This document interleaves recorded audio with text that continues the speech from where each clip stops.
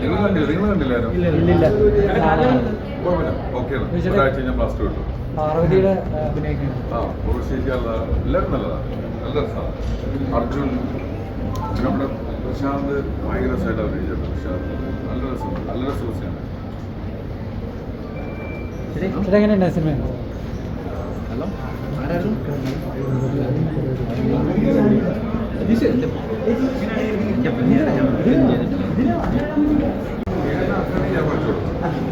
അങ്ങനെ തോന്നിയില്ലേ? അടിപൊളിയാണ്, എനിക്ക് ഭയങ്കര ഇഷ്ടപ്പെട്ടു. നല്ല രസം.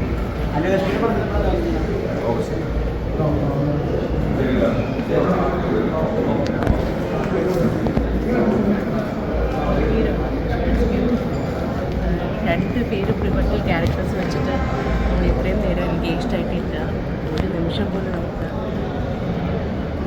ഡിസെൻഗേജ്ഡ് ആവാതെ ഇത്രയും ഇൻവോൾവ് ആയിട്ടുള്ള മനോഹരമായ പെർഫോമൻസസ് എല്ലാം ഈ സിനിമയിൽ വന്നിട്ടുള്ള വിമൻ പെർസ്പെക്റ്റീവ്സ് അല്ലെങ്കിൽ ഭയങ്കര സിമ്പിളായിട്ടുള്ള വിമൺ വെച്ച് കോംപ്ലക്സ് ആയിട്ടുള്ള ഒരു കാര്യം പറയണ വിധം അതൊക്കെ ഭയങ്കര പുതിയ ഒരു കാര്യമല്ല മലയാള സിനിമയെ സംബന്ധിച്ചിടത്തോളം.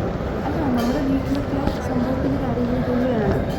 അത് വളരെ ന്യൂവാൻസ്ഡ് ആയിട്ട് അത് കൈകാര്യം ചെയ്യുകയും അത് എക്സ്പ്രസ് ചെയ്യുകയും, അതായത് ഈ ഇമോഷൻസ് ഒക്കെ നമ്മൾ ഫീൽ ചെയ്യുന്നതും ഒക്കെയാണ്. പക്ഷെ അത് പലപ്പോഴും സ്ക്രീനിൽ ട്രാൻസ്ലേറ്റ് ചെയ്യാൻ അത്രയും എളുപ്പമായിരിക്കും. അപ്പോൾ അത്രയും ന്യൂവാൻസ്ഡ് ആയിട്ട് അതിനെ കാണിക്കുകയും അത് നമ്മൾ അനുഭവിക്കുകയും ചെയ്യുമ്പോഴാണല്ലോ അതിൻ്റെ ഭംഗി. So it has been beautiful ആണ്. ഈ ഉർവശി മാമി greatest of all the time എന്നൊക്കെ നമ്മൾ പറയുമല്ലോ, അതിലേക്ക് ചേർത്ത് വയ്ക്കാവുന്ന സിനിമയല്ലേ ഉള്ളൂ?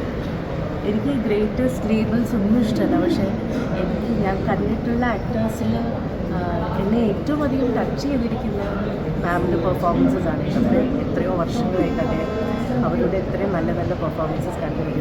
This is just one of the many of those beautiful performances.